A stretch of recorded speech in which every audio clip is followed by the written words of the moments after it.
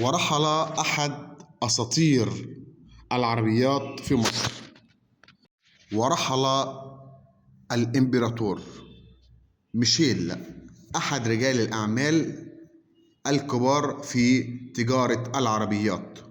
رحل أحد الكبار والأساطير. وفاة رجل الأعمال ميشيل هو إمبراطور السيارات. اتعرض الراحل لأزمة صحية مفاجئة يوم الثلاث قبل الماضي. اتنقل لأحد المستشفيات وتوفى ظهر اليوم. هو أسطورة من الأساطير، رجل أعمال، وهو أصلا أسطورة العربيات أو السيارات في اسكندرية كلها.